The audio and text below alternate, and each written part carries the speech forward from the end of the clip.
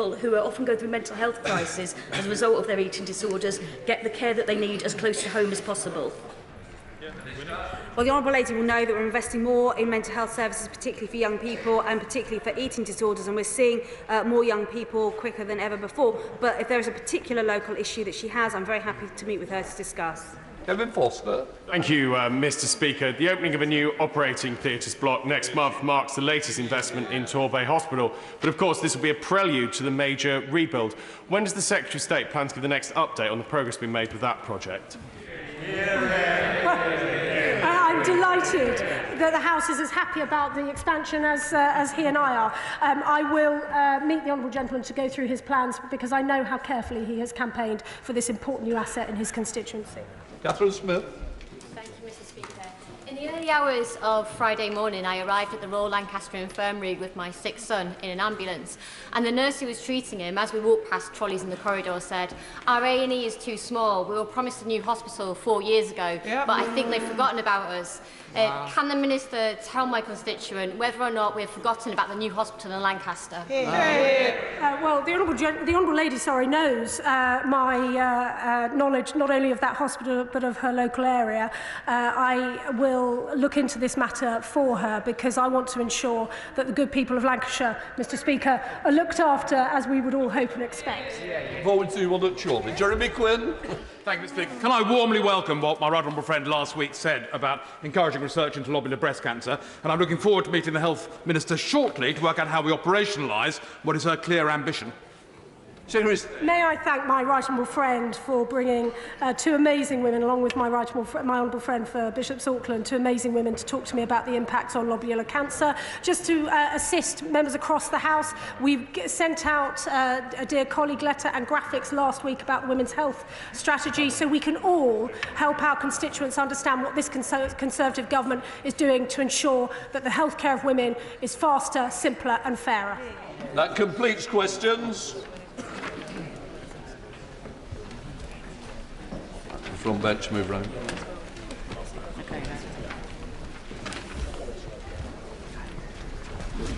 Right, we now come to the statement. I call the Prime Minister. Thank you, Mr. Speaker. At my order overnight, the RAF engaged in a second wave of strikes against Houthi military targets in Yemen. We did so because we continue to see, including in intelligence, an ongoing and imminent threat from the Houthis to UK commercial and military vessels and to those of our partners in the Red Sea and wider region. I told the House last week that we would not hesitate to respond if the acts continue in order to protect innocent lives and preserve the freedom of navigation. And that is what we have done. We acted alongside the United States with support from Australia, Bahrain, Canada and the Netherlands. We acted on the same basis as the 11th of January, fully in line with international law, in self-defence and in response to a persistent threat. And as with the first wave, the strikes were limited to carefully selected targets with maximum care taken to protect civilian lives. Mr. Speaker, attempting to counter every Houthi attack after it has been launched is simply not sustainable. We have already shot down dozens of missiles and drones targeted at civilian vessels and at the Royal Navy. And the Houthis have conducted at least 12 further attacks on shipping since the 11th of January, including just last night, shortly before our strikes were conducted. So we acted to further degrade their ability to mount such attacks. Last week, I gave the House our initial assessment of the first wave of strikes. Since then, we have seen further evidence that they were successful in degrading the Houthis' military capability. Last night, we hit 2 military sites just north of Sana'a, each containing multiple specific targets which the Houthis used to support their attacks on shipping. And Mr. Speaker, I want to be very clear. We are not seeking a confrontation.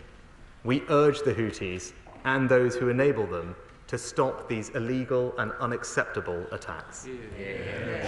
But if necessary, the United Kingdom will not hesitate to respond again in self-defence. We cannot stand by and allow these attacks to go unchallenged. Inaction is also a choice. With that in mind, Mr. Speaker, and given the persistent nature of the threat, it was important to update to the House again today. I listened carefully to honourable and right honourable members last week, and so we will give the House a chance for a full debate on our broader approach in the Red Sea tomorrow. Mr. Speaker, we took extensive steps to address this threat to international security before taking military action. We launched Operation Prosperity Guardian in December with over 20 other countries. The international community issued repeated statements on the 1st of December, the 19th of December, the 3rd of January, the 12th of January, condemning the attacks and urging the Houthis to desist. On the 10th of January, the United Nations Security Council passed a resolution demanding that they stop the attacks. And I think it is important to note also that the internationally recognised government of Yemen has also condemned the Houthis for their actions, accusing them of creating a conflict for propaganda, serving only their own selfish ends. Mr. Speaker, as we saw in the House last week, members are rightly keen to hear how this situation could be brought to an end. The answer must include the vital right to self-defence when we're attacked, but that is only one part of our wider response, which I want to say more about today. First, we are increasing our diplomatic engagement because we recognise the deep concerns about and the complexities of the current situation. I spoke to President Biden about these issues last night. The Foreign Secretary will be in the region in the coming days, and he met his Iranian counterpart last week. He made clear that they must cease supplying the Houthis with weapons and intelligence and use their influence to stop Houthi attacks. Second, we must end the illegal flow of arms to the Houthi militia. We have intercepted weapon shipments in the region before, including components of the very missiles used by the Houthis today. This brings home the importance of maritime security in the region, and that includes working closely with our allies and partners to disrupt and deter the supply of weapons and components. Third, we are going to use the most effective means at our disposal to cut off the Houthis' financial resources where they are used to fund these attacks. We are working closely with the United States on this and plan to announce new sanction measures in the coming days. Fourth, we need to keep helping the people of Yemen, who have suffered so terribly as a result of the country's civil war. We will continue to deliver humanitarian aid and support a negotiated peace in that conflict, not just because it's the right thing to do, but also because we need to show the people of Yemen that we have no quarrel with them, as the Yemeni government itself understands. So, Mr. Speaker, this is our strategy, and we will keep all other tools under close review as well. Mr. Speaker, I repeat that there is no link between our actions of self-defence in the Red Sea and the situation in Israel and Gaza. Those who make that link do the Houthis work for them. And I want to be clear that those here at home who glorify the Houthis' attacks are glorifying terrorism, plain and simple. They will be met with a zero-tolerance approach. Now, all of that said, Mr. Speaker, I would like to address the situation in Israel and Gaza directly because it remains at the forefront of members' minds. President Biden and I again discussed this yesterday, and he shares my deep concerns about the situation, about the terrible suffering and loss of civilian lives. So together we are working to establish a new aid route through the port of Ashdod.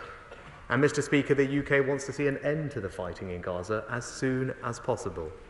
We are calling for an immediate humanitarian pause to get aid in and hostages out as a vital step towards building a sustainable, permanent ceasefire without a return to destruction, fighting, and loss of life.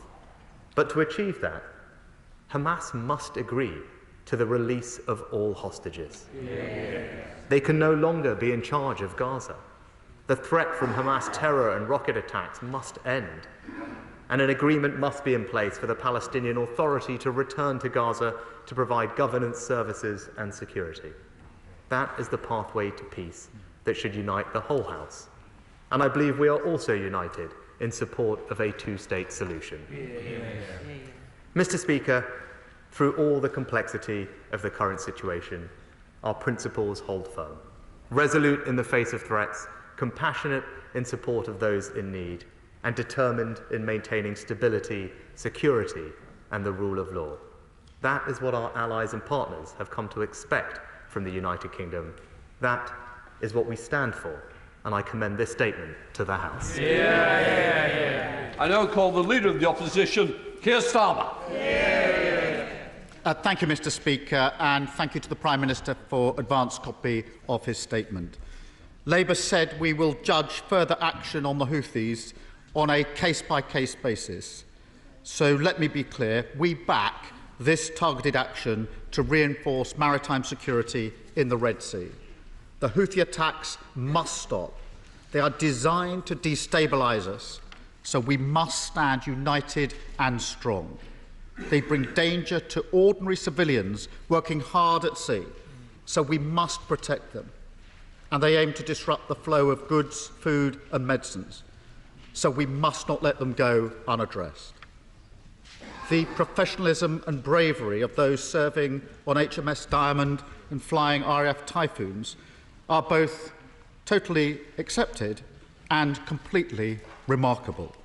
Without them, Britain cannot be a force for good in the world.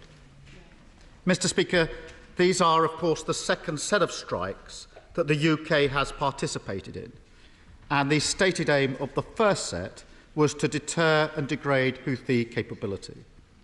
But we now know that their attacks have continued. So while we do not question the justification for action, it is right that the House hears more about their effectiveness. Labour, of course, recognises that strikes can be used to reduce threat without eliminating it, and we recognise that the military action taken is just one component of a wider diplomatic strategy. But nonetheless, I would ask the Prime Minister to set out his confidence that these strikes will be effective in reducing Houthi capabilities. And while, of course, we understand the clear legal basis for these actions, as the situation has evolved, can the Prime Minister now commit to restating and republishing the government's legal position? Mr. Speaker, alongside the UK and the US, other countries have provided non-operational support for these strikes and maritime protection in the Red Sea. Many more support the United Nations Security Council resolution that utterly condemns the Houthi attacks. So can I ask the Prime Minister what work is being done to hold together that coalition and to, if possible, enlarge that coalition? The action the UK takes must draw on the support of all those who care about international law. And given the special role the UK plays in Yemen, can he set out the concrete steps, in addition to those in his statement, that we are taking to help the people of Yemen, who have suffered terribly as a result of that country's civil war? Because, Mr. Speaker, the international community cannot allow itself to be divided. That is exactly what the Houthi backers in Tehran would love to see. And on that note, can he also update the House on whether his government has given further consideration to the prescription of the IRGC? We do need every tool at our disposal to disrupt IRGC activities, and we must show Iran that it cannot pursue its ends by destabilising the entire region. Because, like the Prime Minister, I totally reject the Houthi claims that attacking ships from around the world is somehow linked to the conflict in Gaza. These attacks do absolutely nothing for the Palestinian people. What is needed in Gaza is a humanitarian truce now, a sustainable ceasefire to stop the killing of innocent civilians, the space for the return of all the hostages, urgent humanitarian relief, and a decisive step towards a two-state solution. Because, Mr. Speaker, Palestinian statehood is the inalienable right of the Palestinian people. It is not in the gift of a neighbour. So does he agree with me that a secure Israel, alongside a viable Palestinian state, is the only path to a just and lasting peace? Because, Mr. Speaker, we must stop those who sow division. We must do what we can to disrupt and deter Houthis. And we must stay united and steadfast in defence of our values, our security and our right to self-defence. Labour will always act in the national interest, and we provide our full support for these necessary and proportionate strikes. Thank you, Mr. Speaker. Minister.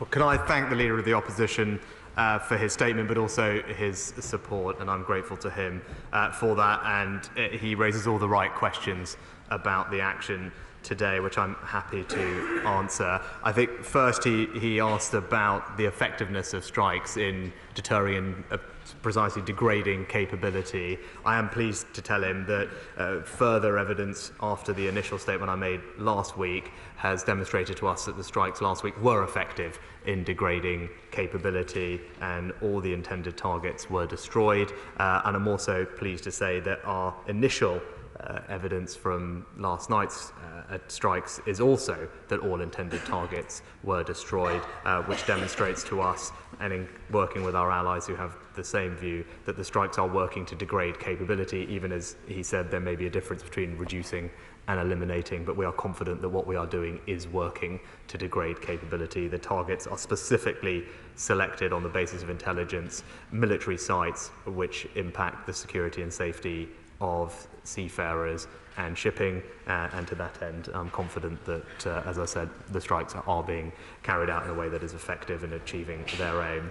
I thank him for acknowledging that the strikes sit within a wider strategy in the region to bring about an end to what we are seeing. The Foreign Secretary will be in the region this week, engaging extensively with our partners and allies on all the topics he raised, particularly ensuring that we can continue to make progress on a sustainable peace in Yemen, and no doubt talking to our Saudi partners about that, but also, crucially, broadening the coalition of support for the action that we have taken. As I pointed to in my statement, there have been multiple statements made by a wide coalition of countries from around the world in support of action, and he can rest assured that we are continuing to expand that coalition of support, because the security of navigation and of shipping impacts all countries wherever they might be, not just in the Red Sea. I think all of us have seen the consequences of the war in Ukraine on energy bills across the European continent and beyond. So I think people are very alive to the interconnectedness of the global economy and the importance of protecting freedom of navigation everywhere. With regard to the legal advice, my understanding was that we had, or were imminently about to publish, a summary of the legal advice. I can happily give him that confirmation, but also just confirm to him that the basis for action remains the same as it was last time, but an update to that effect has been published or will shortly be published by the Attorney General. And lastly, I'll just touch on his broader point. He's right to highlight the malign influence of Iran in the region. Obviously, we don't comment on ongoing decisions or processes around prescription of organisations, but he can rest assured that we're alive to the risk and working closely with our allies, in particular the United States and our European allies, to jointly work out the most effective way of countering that influence. As I said, the Foreign Secretary spoke to his counterpart last week, and we will continue to use all measures at our disposal to protect ourselves. We passed the National Security Act here in the UK and have already sanctioned the IRGC in its entirety. But more generally on the specific action that we have taken, I thank him again for his support. We have taken limited, proportionate, and I believe necessary action in self-defence. We will always reserve the right to do that, to protect innocent lives and freedom of navigation. Our desired outcome, of course, is for the Houthis to desist, to de-escalate the situation. What they are doing is unacceptable and illegal, and the onus should be on them to stop it. But we will use all levers at our disposal, including diplomacy and sanctions, to achieve that objective. Chair of the Defence Select Committee, Jeremy Quinn. Thank you, Mr. Speaker. Can I welcome what my right honourable friend says about diplomatic and humanitarian efforts, and indeed cutting off the supply of arms. I particularly welcome what he says about the effectiveness of the strikes that have already taken place. But would he, however, agree that in order to protect civilian shipping, this may need to be a prolonged and persistent targeted campaign alongside our allies? Prime Minister. Mr. Speaker, I can thank my honourable friend for his question. I just want to be absolutely clear that no decision has been taken to embark on a sustained campaign of the nature that he mentioned. These were limited strikes specifically in response to threats that we perceived, but we do reserve the right to take action in self-defence, as I've said. But crucially, the military action is just one part of a broader strategy, diplomatic, sanctions and others. We will use all levers to bring about an end to the disruption and the illegality that the Houthis are causing. Leader of the SNP, Stephen Quinn. Thank you, Mr. Speaker. Freedom of navigation is not a choice, it is indeed a necessity, not least because of the impact it could have upon all of the people we are very fortunate to represent. As such, as a point of principle, I think it's fair for the government to use proportionate and robust action to defend that right to freedom of navigation. However, for all of us in this chamber, we do, of course, need to be mindful of the opponent that we face in this regard. The Houthis have been under constant, almost constant, bombardment from Saudi Arabia for the best part of 8 years. They didn't get that message, so why are we so confident that they will get our message this time around? And that, of course, leads to the wider question of what is the ultimate strategy here going forward, not just in relation to the Houthis, but in relation to the wider region. Because over the course of the last week, we have seen missile strikes in Iran, in Iraq, in Lebanon, in Pakistan, in Syria, and, of course, in Yemen. Meantime, we continue to see the complete destruction of Gaza, and, of course, Hamas continue to obtain hostages themselves. We need, Mr. Speaker, to understand the government's strategy, not just to calm waters in the Red Sea, but to calm waters right across the region. And surely that must begin with a ceasefire in Gaza. Prime Minister. Well, Mr. Speaker, I'd just say to the honourable gentleman that as difficult as the situation is, to do nothing would also be a choice.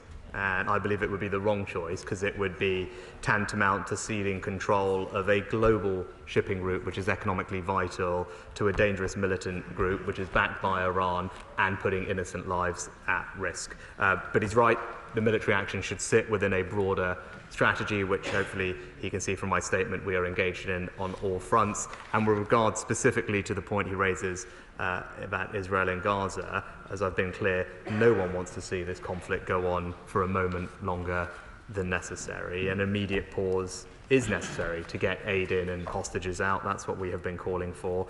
And the best outcome will be moving from that pause to a sustainable ceasefire. But as I also was clear in my statement, there are a number of things that need to happen for that to be possible. That involves the release of all the hostages by Hamas, Hamas no longer being in charge of Gaza, and an agreement for the Palestinian Authority to return to Gaza to provide governance. So that's a conversation that we've been having, and we'll continue to push for that, because I believe that will be the best outcome and is one that is widely supported, I would imagine, by everyone in this House. Just to help the Chamber, some people were late. We're only going to run this for an hour. So please, try and help each other by being as quickly as we can. Let's go to the Chair of the Foreign Affairs Select Committee, Alicia Kearns. Thank you, Mr. Speaker. I welcome these airstrikes, which were conducted solely to re-establish freedom of maritime movement. There are a number, however, of Iranian proxies and allied groups operating across the Middle East, and the hand of Iran is clear within their activities. Iran is the fundamental threat to UK security and stability in the region. So can I ask what the strategic approach and intent is to comprehensively reduce the threat from all the proxies and allies that we face, so we don't end up playing whack-a-mole? Can I also ask if we've seen any opportunism from Al-Qaeda, Arabian Peninsula, or Daesh, who are also on the ground in Iran? And finally, since he touched on Gaza, Israel, can I please reiterate my request for the UK to launch a contact group for Palestine so that we can launch track 2 negotiations to get some progress towards stability and a two-state solution? Prime Minister. Perfect. Well, I'd say the behaviour of the Iranian regime, including the actions of the IRGC, pose a significant threat to the safety and security of the United Kingdom and our allies, and particularly Iran's actual direct threats against people here in the UK, as well as their destabilising influence in the region. So it's a threat we're alive to. That's why we've already sanctioned more than 400 Iranian individuals, including the IRGC, as I said, in its entirety. And the National Security Act last year provides new measures for our police and security services to counter the hostile influence that we see. The Foreign Minister our Foreign Minister spoke to his Iranian counterpart last week. We'll continue that diplomacy this week. And as I pointed to in my statement, we have previously interdicted the supply of Iranian missiles being smuggled to the Houthis last year and the year before. And that's something that we need to ensure we work with our allies to do, because the flow of these weapons to the Houthis is critical to their ability to carry out these attacks, and working with our allies, we should try and do everything we can to stop that. Ed Davey. Mr Speaker, can I thank the Prime Minister for his statement? As I made clear last week, the Liberal Democrats accept the case for limited strikes against the Houthis as long as they remain limited. But as the Prime Minister updates the House for the second time on this matter, there's remarkably little clarity about what the next steps are and when UK's objectives will be judged to have been fulfilled. Nor has the Prime Minister sufficiently addressed how he plans to avoid regional escalation in this most fragile of regions. And can I thank him for agreeing that this House can debate this matter tomorrow, but will he not give the House the opportunity to vote on this matter, not least given the huge cross-party support there are for limited strikes, which will surely strengthen the signal that he intends to give? Prime Minister.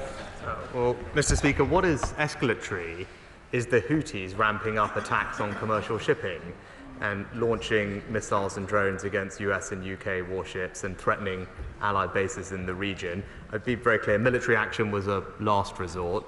We provided warning after warning, including with allies and at the UN Security Council. And the Houthis had and continue to have the ability to prevent this by stopping their illegal attacks. And as I pointed out earlier, there are also risks to inaction, because it would damage international security, damage the global economy, and send a message that British vessels' lives and interests are fair game, none of which I think is acceptable. I'm pleased the House will have an opportunity to debate this tomorrow, but as I said, we reserve the right to take action in a limited, proportionate and legal way in self-defence. That's the right thing, and I think the country would expect nothing less from the government. Dominic Raab. Speaker, can I welcome the Prime Minister's statement and action? And on the issue of Iran, can he say what contingency planning has been done in the eventuality that Houthi attacks in the Red Sea are followed up by IRGC attacks in the Persian Gulf? Prime Minister. Oh, can I thank my honourable friend for his question? He's right to point out the link between Iran and the Houthis. As I said, something we are alive to, something I discussed with President Biden last night. He'll know that we have assets in the region and we are working closely with our allies to ensure maritime security, whether that's interdicting arms and more generally ensuring the freedom of navigation. Diplomacy will also have to play a part, which is why the Foreign Secretary's conversations with his Iranian counterpart are so important, but we remain alive to the risks and we'll do everything we can to reduce them. Eric Chwig. Thank you, Speaker. The Prime Minister's right to do nothing is not an option. But to do something also is the need of a strategy. So can I ask the Prime Minister, if the attacks continue and there's continued disruption of maritime trade, does he have a plan B? Prime Minister. Mr Speaker, that's why we are working extensively with our allies, broadening the international coalition of support, condemning the Houthis' behaviour and putting pressure on them in all different ways. It's important that military action is not seen in isolation. It sits alongside a wider diplomatic strategy and economic strategy, and as I said, we'll be bringing forward new sanctions measures together with our allies in the coming days. Sir Bernard Jenkins. Thank you, Mr Speaker. Can I express my full support for the action that the Prime Minister has approved? But could I ask my right honourable friend to extend his strategic objectives, because it seems that this threat will remain so long as the Houthis have a safe haven to operate from. And it is a question of how we deal with what is effectively an ungoverned space, that part of Yemen. Yep. Prime Minister. Well, Mr Speaker, what's clear is that the Houthis' behaviour is actually damaging the people of Yemen. We talked previously about the importance of the supply of food into Yemen, but also their destruction of oil infrastructure deprives the Yemeni people of key revenue. These are all topics that we are engaged with our Saudi partners. We very much support the negotiations. There was a deal announced, as he knows, in December. We'd like to see a lasting peace and security for the Yemeni people through an inclusive political settlement, and I can assure him that diplomatically we're working very hard to achieve that aim. Imran Hussain. Prime Minister, rightly states that the majority of this House supports a two-state solution to bring a lasting peace. But this is clearly not shared by the Israeli Prime Minister Netanyahu, members of his far-right cabinet, nor the Israeli ambassador to the UK, who openly advocating genocide on the UK airwaves, who have all rejected an independent state of Palestine. Will the Prime Minister make it clear to the Israeli Prime Minister that he condemns his comments for standing in the way of peace, and will he condemn the vile comments of the Israeli ambassador who labelled every building in Gaza as a legitimate target for the Israeli military? Prime Minister. Mr. Speaker, the Foreign Secretary will be in the region this week, and he will reiterate what I have reiterated publicly and from this dispatch box, that we are absolutely committed to a two-state solution. We believe it is the right outcome for the people in the region. We want Palestinians and Israelis to be able to live side by side with peace and security and dignity, and we will redouble our efforts to bring about that outcome. Tobias Ellwood. Mr. Speaker, Yemen is a complex, war-torn and troubled country that's never really settled since North and South united in 1990. Today, the civil war means 2/3 of the population require humanitarian support. As Middle East Minister, I spent a lot of time with the United Nations, the US and Gulf nations to build a suitable governance and security framework. Would the Prime Minister agree our attention on Yemen should not just include removing the immediate threat in the Red Sea, but a fresh, more cognitive approach to resolving the longer-term governance issues in this troubled country, or the threat will remain? Prime Minister. Well, I thank my honourable friend for his previous efforts, and as he knows, we're a penholder on Yemen in the UN, and we continue to use our diplomatic and political influence to support UN efforts to bring about that lasting peace to Yemen through an inclusive political settlement. And the British people can also be very proud of what we're doing to support the Yemeni people from a humanitarian perspective. We've committed over £1 billion in aid since the conflict began in 2014, and this year we will be, I believe, the 4th or 5th largest donor to the UN's appeal. Valerie Vars. Mr. Speaker, what assessment has he made of the risks if the Houthis move to a different part of Yemen, and how many civilian casualties have there been so far? Prime Minister. I'm pleased to say that our intelligence suggests that there were no civilian casualties from the strikes that we conducted last week. That will, of course, have been our intention this time around as well. We take very careful time to pick targets and minimise any civilian casualties and impacts. As I said, last time we believe there were none, and we have no evidence to suggest that there were any this time around, but of course that is just an initial assessment. Blake Drummond. Speaker, can I thank the Prime Minister for the update on the continued humanitarian aid to Yemen, and I totally agree with him with the action he's taken to protect shipping. But there are rumours that the Houthis may become a proscribed terrorist organisation. Can I ask whether these rumours are true, as it would have a major impact on any humanitarian aid sent to Houthi-controlled territories, which include about 70% of the population? Prime Minister. Mr. Speaker, as my honourable friend will know, we do not comment on prescription processes or decisions on any group, so she'll appreciate there's not much I can say on that. And just to clarify, it is worth pointing out that the United States have designated the Houthi group as what they call a specially designated terrorist group, which is different to full prescription. John MacDonald. At the moment, the Houthi attacks are continuing on. The PMU are attacking US bases in Syria. The Hezbollah are a low-level war with Israel in Lebanon. And in Gaza yesterday, 24 Israeli military were killed. 24,000 Palestinians have now died. And we listened, 25,000 we're told. We now listened this morning to a doctor amputating children's limbs in Gaza without anaesthetics.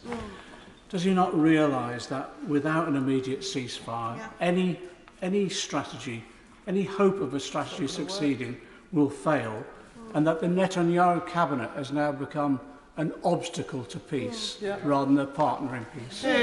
Prime Minister. Well, Mr. Speaker, as I said, no one wants to see the conflict in Gaza go on a moment longer than is necessary. An immediate pause is now needed to get aid in and hostages out, and the best outcome will be moving from that pause to a sustainable ceasefire. But that sustainable permanent ceasefire does require a set of conditions for it to be truly sustainable and permanent, and that involves the release of all hostages and Hamas having no role in Gaza, particularly to fire rockets continually into Israel. And that's a sustainable ceasefire that we are pushing for. So Desmond Sway.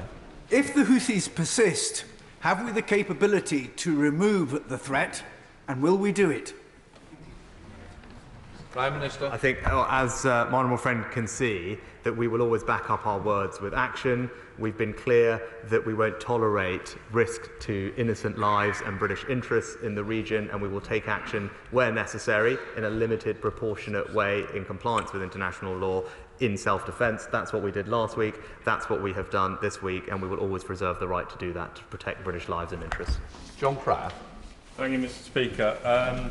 It's clear that the partisans of God, the Houthi militia, are fascist and racist. They're backed by fascists and racists in Tehran. So further to earlier questions, and this has been asked time and time and time again on both sides of the House, when are we going to get around to fully prescribing the IRGC? Here.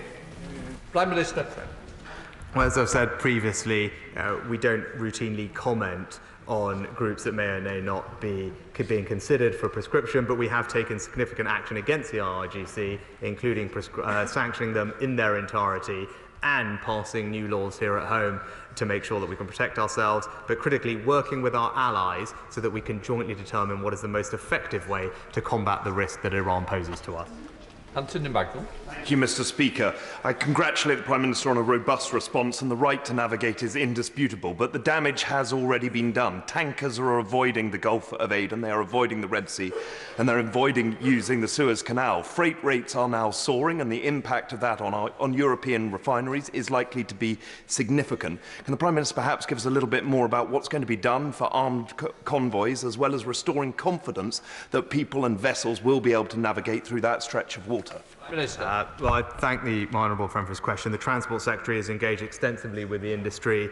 He will have seen the statements from leading shipping companies after last week's strike that they welcomed that action was being taken to restore that security. But I'd also point him to Operation Prosperity Guardian, a coalition of over 20 countries. More are sending assets into the region to ensure the safety of all civilian and commercial shipping through the Red Sea. It's a critical economic strait, but also there's a principle at stake which we must defend.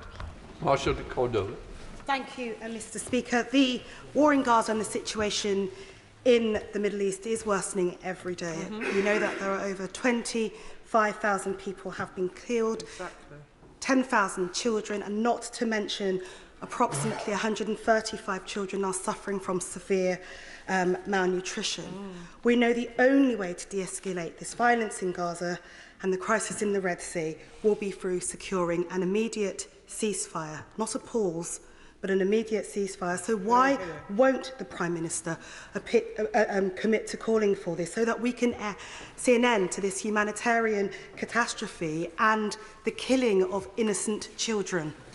Prime Minister. I'll point the Honourable Lady to my previous comments on that topic, but just highlight that we've trebled our aid commitment for this financial year. We're working with partners in the region to increase aid in. So again, something I discussed with President Biden yesterday, because we recognise the humanitarian impact that the conflict is having, but the UK is playing a leading role in getting more humanitarian aid. And as I said, right now we will work with the Americans on opening up Ashdod so we have a new maritime corridor to increase the flows. Dr. Lucy Cameron. Many thanks, Mr. Speaker, and I refer the House to my register. I thank the Prime Minister for his resolute work, including the wider update on humanitarian aid and work to release hostages. Families of hostages and those hostages released will be suffering unconscionable long-term psychological trauma. So can we, in addition to physical aid, look at providing psychological supports and expertise from the UK wherever needed for all those so gravely impacted? Prime Minister. Can I thank my honourable friend for her excellent point? And like her, I've spent time with hostage families, including just yesterday, and she's right about the trauma that they are experiencing. Every family that we're in contact with will have dedicated support for the Foreign Office to provide them with what they need, and I'll continue to make sure that the issue she raises gets the attention it deserves. But what she highlights is the importance of pauses and ceasefires, ensuring the release unconditionally of all those hostages. They and their families are undergoing something that no one would wish to have happen to them, and it's important that we prioritise them in all these conversations. Caroline Lucas. Thank you, Mr. Speaker. I and many others will be disappointed at the Prime Minister's failure to condemn the increasingly violent and extreme language by Netanyahu and his ministers, and I would invite him to do so again. The Prime Minister said 10 days ago that the airstrikes against Houthi targets sent a clear message. The Foreign Secretary said this morning that more strikes send the clearest message. Can the Prime Minister tell us where this will end, since the only message, whether he likes it or not, actually being received in the region is the UK's failure to back an end to the suffering in Gaza? Prime Minister. Again, I urge the Honourable Lady not to link and conflate these two things, because, no, she's right. It is the Houthis that are doing that, and it's right that we call that out as being wrong, as the government of Yemen themselves have done so. It is absolutely right that we take necessary proportionate action in self-defence against risk to British lives and interests. That's what we did last week. That's what we have done this week, and we will always reserve the right to do so. And in parallel and separately, we're also doing everything we can to bring about more aid into Gaza and a sustainable ceasefire there that involves the release of hostages and the end of Hamas's hostilities. Greg Smith. Thank you, Mr. Speaker. I welcome the Prime Minister's statement, and the actions of self-defence against the Houthis are the right thing to do. But over the last 24 hours, the BBC have carried reports that senior IRGC generals have made extremist speeches to United Kingdom students riddled with anti-Semitism and the promotion of violence. This radicalisation simply must stop. So what steps is my right honourable friend taking to end IRGC infiltration in the United Kingdom? And whilst I fully acknowledge that he won't comment on prescription at the dispatch box, will he at least acknowledge the strength of feeling from all sides of this House across the political divide for the prescription of the IRGC, which is behind so much violence in the region, including the barbaric attacks of the 7th of October and the continuing attacks in the Red Sea? Prime Minister. Well, can I firstly stress that it's an absolute priority to protect the UK against foreign interference, and we will use all available levers to do that. And on the particular matter that he raised in the reports, I know that the Charity Commission have opened an ongoing compliance case into trusts linked to the Canoon Islamic Centre, so it's right that that investigation happens properly. But more broadly, universities do have a duty to prevent people being drawn into terrorism, and where there is evidence that universities are failing in that duty, then I'm happy to reassure him that the government will not hesitate to intervene to ensure that the right steps are taken. Debbie Abrahams. Thank you, Mr. Speaker. I also share the concerns about what the strategy is, what the contagion to the rest of the Middle East will be, and that we are potentially bolstering Houthis' position in Yemen. But can I ask the Prime Minister about a constituents partner who, I mentioned this to the Leader of the House last Thursday. He has been waiting evacuation from South Gaza for a number of months now. He now has suffered a broken leg. He's receiving no health care. So can I urge the Prime Minister to liaise with the Israeli and Egyptian authorities for his immediate evacuation? It can't carry on. Thank you. Prime Minister. I'm very happy to do that, and I'll follow up with the Leader of the House on the Honourable Lady's case. James Morris. Thank you, Mr. Speaker. The threat to maritime shipping in the Red Sea is not just from Houthi missiles, but from the threat of cyber attacks, often coming from Iranian proxies. So would the Prime Minister agree with me that there's an urgent need to strengthen the cyber resilience of our maritime partners in order to make sure that they are not susceptible to the threat of cyber attack, which may disable them and cause multiple problems? Prime Minister. My honourable friend makes an excellent point, and that's why previously we've created and funded the National Cyber Security Centre, which is something that our allies respect us for having global leadership on. But I think his point is well made, and I'll ensure that we are spreading our best practice to allies in the region. Kelly McCaskill. The root cause, the key to addressing violence is to address the root cause, not just the manifestations.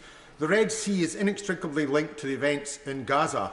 Rather than bombing the Houthis, who have been bombed for a decade by Saudi Arabia with the best military equipment that Britain and America could sell them, is it not time that we actually supported South Africa and other countries at the International Court of Justice in addressing the root cause, which is the genocide unfolding in Palestine? I just say I disagree with the honourable gentleman, and we disagree with what South Africa have brought to the ICJ, and don't believe that it is helpful, but also disagree with them that these two things are linked. The Houthis have carried out attacks on multiple ships from different countries, many of which have nothing to do with the situation in Israel and Gaza, and as the government of Yemen itself has pointed out, this has nothing to do with that, and they are using this for propaganda for their own selfish ends. Stephen Timms. Mr. Speaker, the Prime Minister has referred to the international support for the actions in the Red Sea, but why have only US and UK forces actually taken part in them? Prime Minister. Well, I'd say to the honourable gentleman, we also received support from Canada, Australia, the Netherlands and Bahrain in these particular strikes, as we did last time. But I would also point him to the statements that have been put out previously from over a dozen countries, including New Zealand, Korea, Singapore and others, but also the UN Security Council resolution from the 10th of January, which was unequivocal in condemning the Houthi attacks and acknowledging the right of member states, in accordance with international law, to defend their vessels from attacks. Leila Moran. Speaker, we now have 25,000 dead. We have 130 hostages still there. My extended family are still trapped. And whilst you want to have hope, I dare say it has now turned to complete despondency. He will have heard, I'm sure with dismay, the words of Netanyahu when he said that he is categorically against two states. Yeah. This echoes the equally awful words of Hamas, who say the same thing. Does he not agree that what we have here are the extremes of the debate? And what words of hope does he have to offer those voices in Israel, Palestine and beyond, who cling on desperately for the light in this darkness? Prime Minister. Can I thank the honourable lady for her question and her comments, but agree with her that we are committed to a two-state solution, because that is the only way we can bring about a future where Palestinians and Israelis can live side by side with the security that they deserve, with dignity and with opportunity. And the events of the last few months remind us that we must redouble our efforts to bring about that outcome, and I remain confident, because of the engagement that we're having, that we can make progress on that aim. Alex Sobel. Thank you, Madam Deputy Speaker. The Prime Minister, you said, we urge the Houthis and those who enable them to stop these illegal and unacceptable attacks. You then only spoke about Iran. So the Prime Minister only spoke about Iran in terms of those that enable them. Who else is enabling the Houthis, and what action are the UK and its allies doing to stop them and their supply of weapons and other support to the Houthis?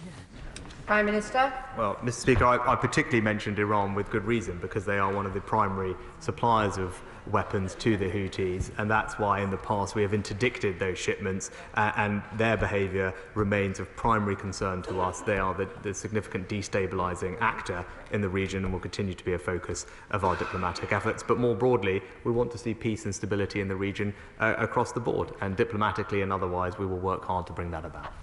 Sana Pagan. Thank you, Madam Deputy Speaker. Further violence will not achieve peace.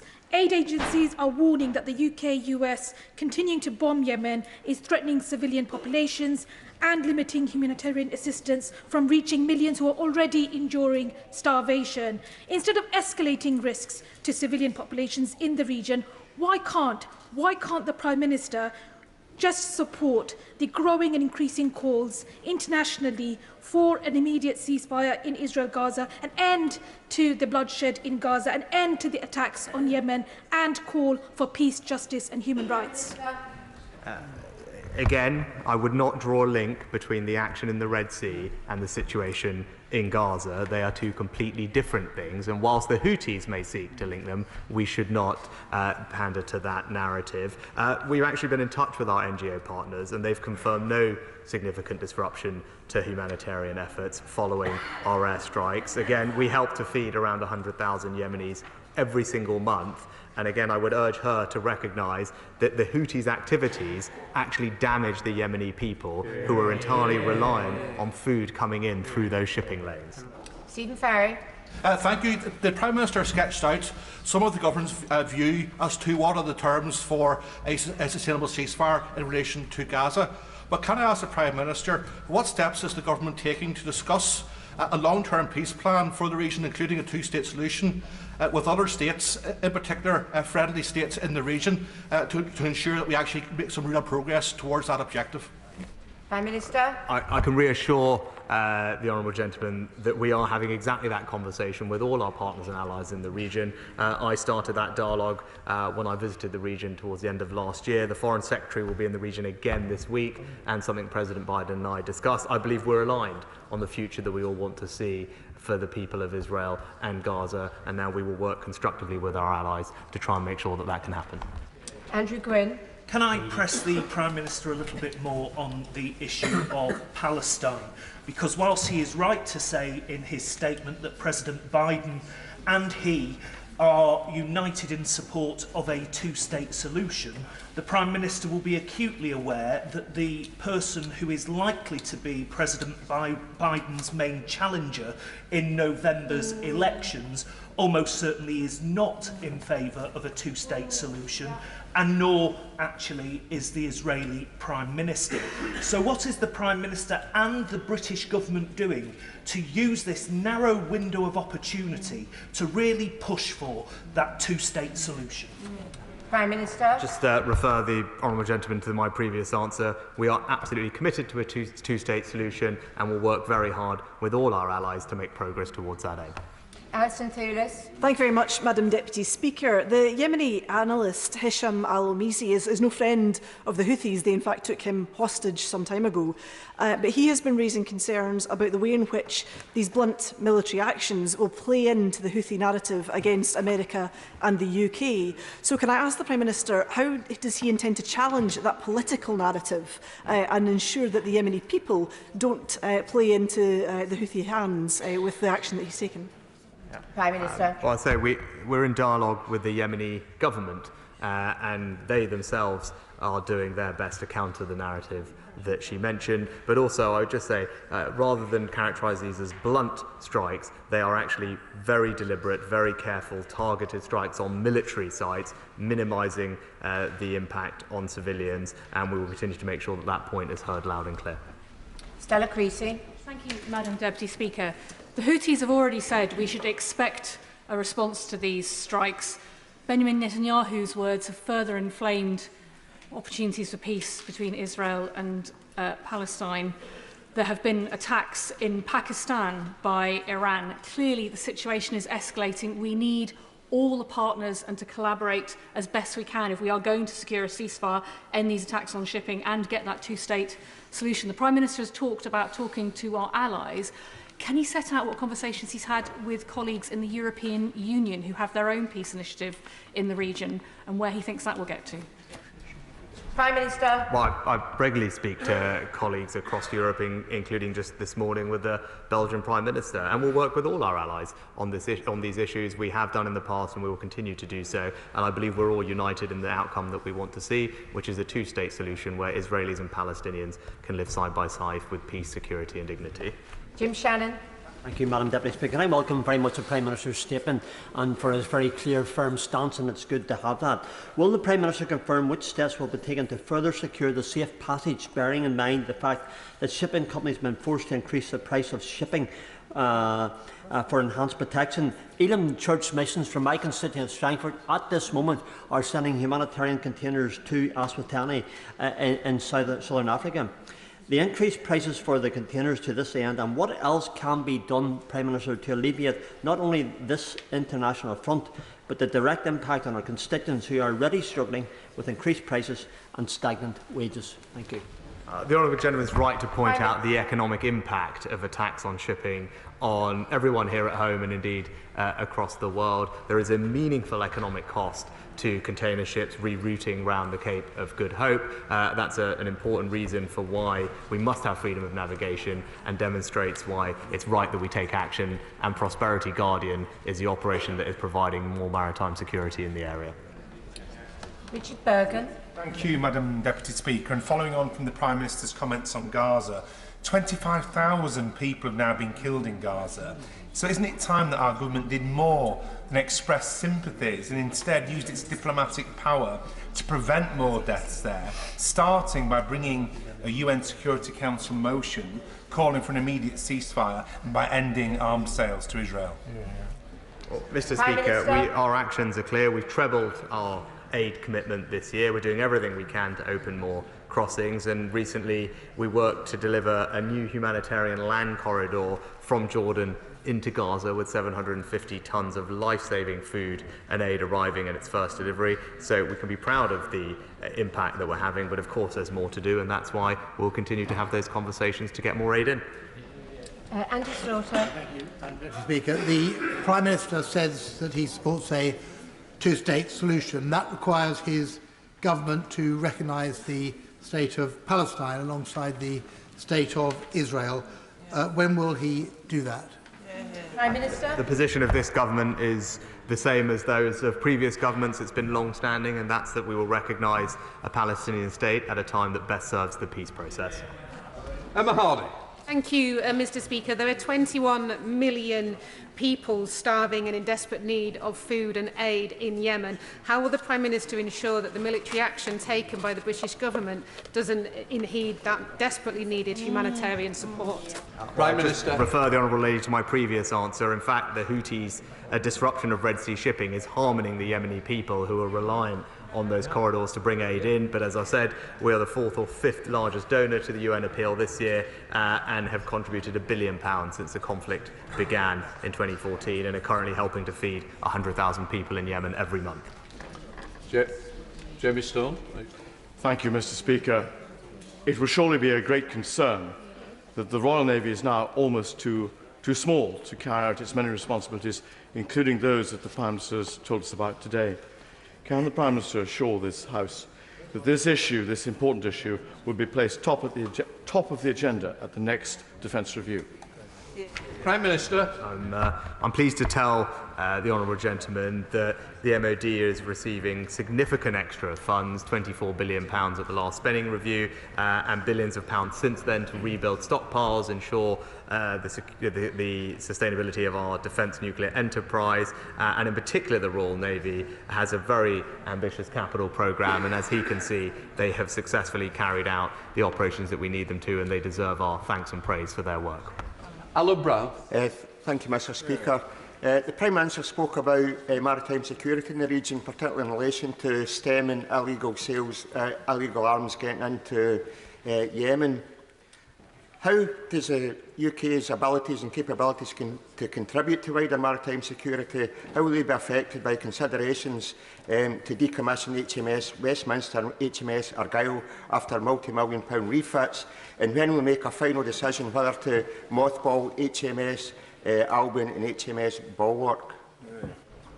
Prime Minister. Well, I think as the honourable gentleman can see, we absolutely have the capabilities and personnel we need to contribute to allied operations like Prosperity Guardian, but also to take action in self-defence as we have done. We will always make sure that our armed forces have the investment they need, and under this and previous governments, they've continued to receive very significant investment, which is set to rise in the years ahead. That completes the statement. We now come to the tribute to Sir Tony Lloyd. Before we proceed with the main business, I would like to have the opportunity to remember our late colleague, Sir Tony. I first met Tony almost 30 years ago when I was standing as the candidate in Chorley in the 1997 election. Tony was Shadow Foreign Affairs Minister, and he came to Chorley, he came along to Adlington, the village I live in, and on Sutton Lane he was knocking on the doors. I've got to say, it was his charm, passion and good humour that helped convince those wavering voters to vote for me. So I'm always forever in his debt. Of course, Tony had been in the Commons for quite some time before me. In total, he served the people of Greater Manchester for 45 years. He was first elected as a member of Trafford Council in 1979, and in 1983 he was elected to this House as the member for his hometown of Stratford. In 1997 he was returned for Manchester Central. By that time, he'd been part of the Labour front bench team for over a decade, and Tony Blair appointed him Minister of State in the Foreign Office, serving under Robin Cook. He remained active in international affairs after leaving the FCO, as leader of the UK delegations to the Parliamentary Assembly on the Council of Europe, the Western European Union and the OSCE. He was chair of the Parliamentary Labour Party from 2006 to 2012, the longest-serving holder of that role during that last Labour government. He stood down as the Member of Parliament to become the first elected Police and Crime Commissioner for Greater Manchester. But he returned. He returned to the House for the Member of Parliament for Rochdale in 2017. Tony remained an active member of this House until very recently. In one of his final speeches in this chamber just last month, he concluded by saying, "I think the message that has come across today is that we must fight for change that we want to seek to take place." That is a first summary of Tony's attitude to public service. He was truly a great Member of Parliament. However, although he took politics seriously, Tony didn't take himself seriously. He had a very dry, even mischievous sense of humour. But overwhelmingly, he left an impression of kindness and decency with those who dealt with him. I've got to say, Tony was an impressive Member of Parliament. He was an impressive person. But his politics was shaped by his mother. His father died young, and his mother introduced him into the Labour movement. And it was the Labour movement that shaped the person that we talk about today. So I've got to say, I will always be in awe of the kindness, his generosity, and the support that he always gave me. Even on that day, as he came out of hospital, Tony was thinking of others. I was pleased to have had a chance to have a chat with him, to share a few jokes, reminisce a bit. But typical of Tony, because one of the most difficult things you have to do is phone somebody whose life is coming to an end. And I wondered how I could make that phone call. But I've got to tell you, Tony made it so easy for me. And it was that kind of person. He put me at ease when it was meant to be the other way around. But that's the person that we're talking about. So he made sure it wasn't a difficult conversation. I didn't know that that would be the last time we'd ever speak, but I'm so glad that we did. We've not only lost a great colleague and friend, the country has lost one of the nicest and most effective MPs. But while we're in this House, and those who work for him mourn his loss, our thoughts are with the family who are watching the tributes today from the gallery, his wife Judith, his children and his great-granddaughters. I hope the tributes will give them some comfort that Tony was much loved by all sides of the House. May you rest in peace, dear Tony. I now call the Leader of the Opposition, Keir Starmer. On a point. Thank you, Mr. Speaker. The death of Sir Tony Lloyd last week was a great loss to so many people on these benches and beyond. But the sadness we feel pales in comparison to the grief that Tony's family is going through. Our hearts are with them. And I'm pleased that some of Tony's family are in the gallery today. His wife, Judith, his children, Angarad, Siobhan, Kieran and Alexandria, his son-in-law, Paul, his nephew, Sean, who I know was like a son to him, and of course his sister, Vivian. Mr. Speaker, like you, I hope they can take some comfort in the memories and tributes of colleagues today, and I hope they see just how much Tony was loved and respected here in this House, and how much he managed to achieve in his decades of public service. Mr. Speaker, I first met Tony when I was Director of Public Prosecutions and he was the Police and Crime Commissioner in Greater Manchester. We were at a sexual assault referral clinic in Greater Manchester, St Mary's, which works with organisations and individuals committed to combating violence against women and girls, providing safe places for women and girls to report what has happened to them. It is an incredible model. And I saw firsthand Tony's commitment to tackling violence against women and girls. And what really struck me when I met him for that first time was that he had the heart of a true public servant. Not grandstanding, not pretending that he had all the answers, but quietly, respectfully, working with others to deliver. And like others, I've been deeply moved, Mr. Speaker, to read and hear the many tributes to Tony, not just from these benches, but from members across the House. And I thank members across the House for the comfort they will have given Tony's family in the tributes that they have paid to him. Tributes also from the trade union movement, because Tony was a committed trade unionist, and from people who met Tony in his decades of public service.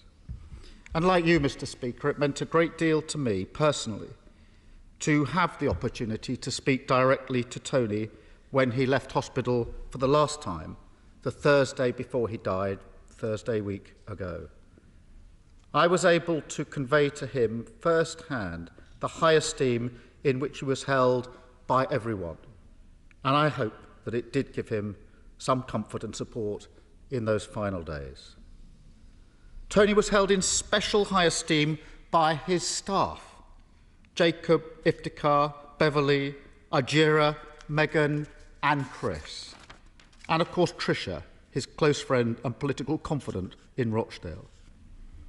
Mr. Speaker, indeed, many of those in Tony's tight-knit group of friends used to work for him, and I know that they were by his side in his final days. That is a true tribute to Tony.